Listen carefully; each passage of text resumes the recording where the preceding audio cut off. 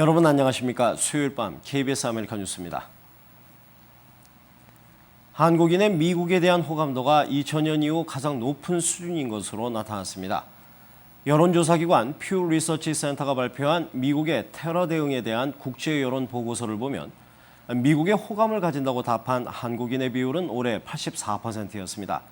이는 조사 대상국 중에서 미국을 뺀 39개 나라 가운데 필리핀과 가나에 이어 세 번째로 높은 것입니다. 연령대별 호감도를 보면 한국인 중에서 18살에서 29살 사이에선 92%의 호감도를 기록해 비교 가능한 22개 나라 가운데 가장 높았습니다. 일제강점기의 미 동부 지역의 독립운동의 거점이었던 뉴욕 한인교회 건물을 헐고 건물 신축 공사에 들어갑니다. 그래서 과거의 건물 원형은 사라지게 됐는데요. 이에 대한 논란도 있습니다. 김일강 통신원입니다. 이곳은 뉴욕 맨하탄의 업타운 지역, 오래된 동판이 눈에 띕니다. 이 교회는 일제강점기 독립운동의 거점이었습니다. 그런데 이 건물의 원형은 이제 역사 속으로 사라질 것으로 보입니다. 안전상의 이유로 재건축에 들어가기 때문입니다. 건물이 너무 낡고 그다음에 안전성의 문제가 첫 번째 이유입니다. 그다음에 두 번째로는 여기에 있는 그 많은 역사적인 자료들 이런 것들을 효과적으로도 또 전시도 할 수도 없고. 뉴욕의 한인교회가 세워진 것은 지난 1927년. 서재필, 이승만, 조병옥 등 수많은 독립운동가가 거쳐갔습니다. 초기 한인 이민자들이 모여 독립을 염원했던 역사적인 공간입니다. 각종 성명서와 사진, 그리고 안익태 선생이 애국가를 지을 당시 사용한 피아노 등 역사적으로 소중한 자료들이 보관되어 있기도 합니다. 현재 위치에서 수많은 애국지사, 남녀 애국지사들, 그리고 또 유학생들, 그다음에 한인 그 초기 이민자들이 여기 와서 머물기도 하시고, 그리고 이 교회를 통해서 민족 독립운동도 고취시키고, 그다음에 이민 생활을 정착할 수 있도록 교회가 한인의 모체가 되기도 했습니다. 건물 원형을 보존하기 위해 한국 정부가 건물을 매입하는 방안도 거론된 바 있습니다. 하지만 예산상의 문제가 걸림돌이 되면서 결국 재건축을 결정하게 됐습니다. 교회 측은 오히려 재건축 방안이 역사적 자료를 더 효율적으로 보관할 수 있는 방안이란 입장입니다. 저희 교회 앞면은 보존하는 방향으로 이렇게 하는 걸로 알고 있고요. 지금 사실 장소가 비좁아서 오히려 역사적인 것 제대로 전시도 못하는 그냥 이렇게 정리를 해서 좀 더 의미가 있게 하면 나름대로 더 좋지 않을까 그렇게 생각합니다. 재건축 기간은 약 2년입니다. 교회 측은 역사 기념관을 만들어 독립운동 관련 자료들을 영구 전시할 계획입니다. 지금까지 뉴욕이었습니다. 뉴욕에서 한국인 여성 관광객이 대낮에 흉기에 찔렸습니다.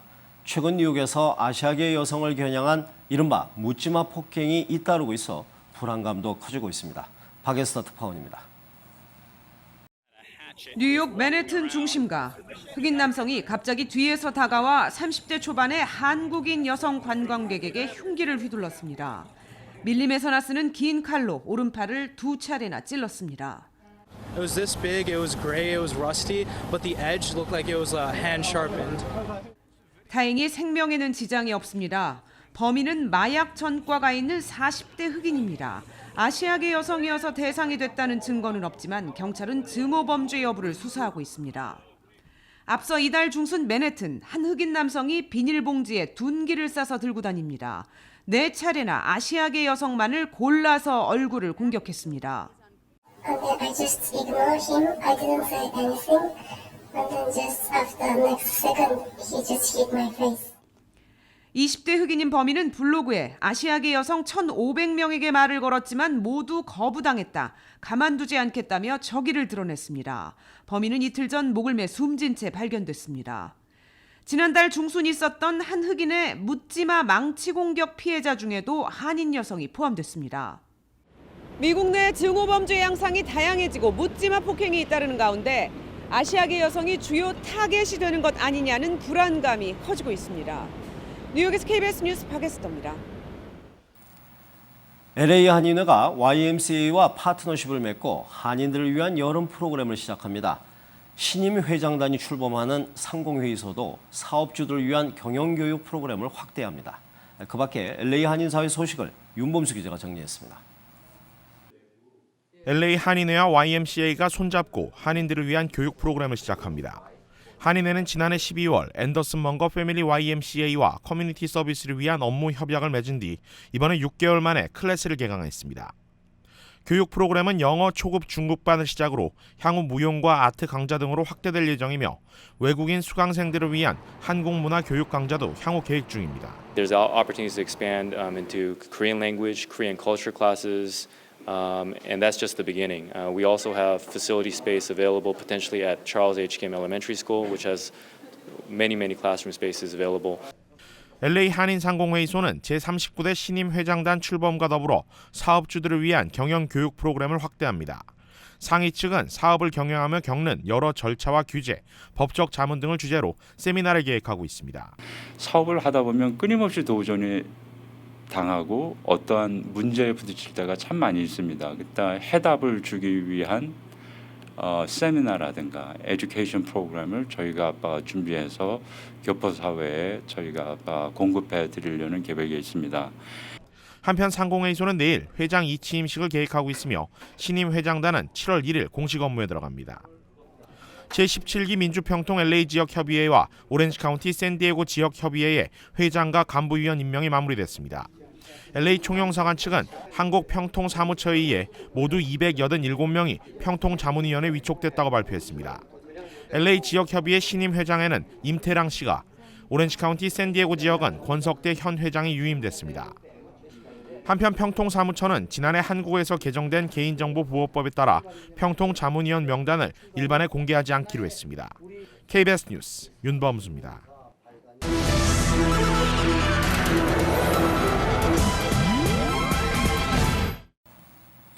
해외에서 미국인들의 납치와 살해가 빈번해지자 미국 정부가 인질 구출 정책에 변화를 꾀하기로 했습니다.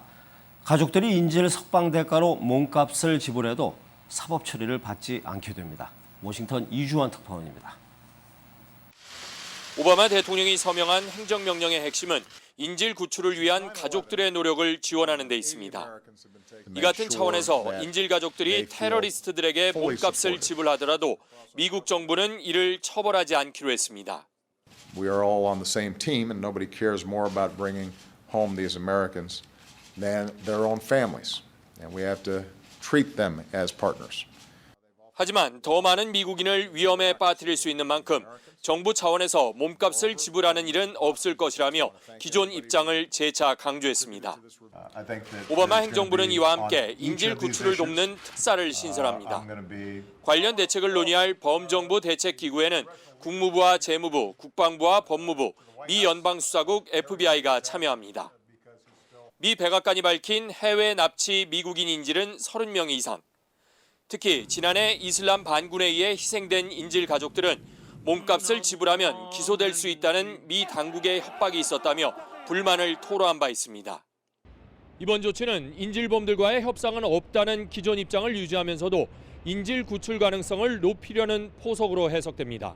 워싱턴에서 KBS 뉴스 이주환입니다.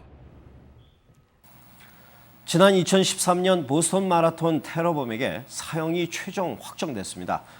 테러범은 최후 진술에서 사건 이후 처음으로 입을 열었는데요. 희생자들에게 사과한다고 말했습니다. 뉴욕 박태서 특파원입니다. 매사추세츠 법원은 오늘 보스턴 마라톤 테러범 조하르 차르나예프에게 사형을 공식 선고했습니다. 지난달 배심원 만장일치로 독극물 사형을 주문한 지 한 달 만입니다. 선고 직전 최후 진술에서 차르나예프가 입을 열었습니다. 범행을 인정한다면서 자신 때문에 목숨을 잃은 사람들과 고통받는 사람들에게 사과한다고 말했습니다. 알라 신이 자비를 베풀어 달라고도 했습니다. 보스턴 테러 이후 차르나예프가 공식적으로 발언한 것도 사과한 것도 이번이 처음입니다. 하지만 그날의 충격과 고통이 아직도 생생한 유족과 생존자들은 사과의 진정성을 믿을 수 없다고 비난했습니다. I regret having ever wanted to hear him speak because what he said showed no remorse, no regret, and no empathy for what he's done to our lives. 검찰도 차르나예프가 이슬람을 들먹이면서 끝까지 자신의 행동을 테러로 인정하지 않았다고 비판했습니다. 오늘 사형 선고는 1심 판결입니다. 집행까지는 아직 멀었다는 얘기입니다. 차르나 F 형제는 2013년 4월 15일 보스턴 마라톤 결승점에서 폭탄을 터뜨려 3명 사망, 200여 명을 다치게 했습니다. 당시 차르나 F의 형은 경찰 진압 과정에서 사망했습니다. 뉴욕에서 KBS 뉴스 박태서입니다. CSIS 등 싱크탱크의 핵 문제 전문가들이 한반도에 전술핵을 재배치할 필요성이 있다는 주장을 제기했습니다. 북한의 핵 능력이 날로 강화되는 상황에서 한국 등 우방국들의 자체 핵무기 개발을 막고 핵전쟁 도발 가능성을 막기 위해서 전술핵 지역 배치가 필요하다 하는 얘기입니다. 워싱턴에서 이강덕 특파원입니다. 미국의 핵 문제 전문가들이 앞으로 10년 이후인 2025년부터 2050년 사이 미국의 핵 전략과 핵 태세를 검토한 보고서입니다. 핵 전문가들은 미국의 핵무기 능력이 대륙간 핵탄두와 핵 잠수함 그리고 전략 핵 폭격기에 의존하는 전략에서 더 다양한 무기체계 도입으로 변화돼야 한다고 밝혔습니다. 특히 북한의 강화되고 있는 핵무장에 대응하기 위해서는 한반도 등의 핵무기를 전진 배치할 필요가 있다고 밝혔습니다. North Korea is obviously increasingly relying on nuclear weapons that it's now obtaining. 냉전 시기 유럽과 한국 등의 전술핵이 재배치돼 있을 때 핵전쟁 가능성은 훨씬 적었다는 평가도 내놨습니다. 보고서는 냉전 시기에는 한국에 배치된 수백 기를 포함해서 아태 지역에 3,000기의 비전략 핵무기가 배치됐었다고 밝혔습니다. 보고서는 김정은 정권이 핵무기를 포기할 가능성이 낮은 상황에서 한국 등을 안심시켜 자체 핵무장을 막기 위해서도 전술핵 전진 배치가 필요하다고 설명했습니다. 싱크탱크의 이번 핵 보고서는 미래에 닥칠 수 있는 최악의 핵무기 경쟁 상황을 경고하는 것이어서 큰 관심을 끌고 있습니다. 워싱턴에서 KBS 뉴스 이강덕입니다. 오늘 뉴욕 증시는 그리스 구제금융 협상이 난항을 겪으면서 하락 마감했습니다. 원달러 환율은 1,109원 80전입니다.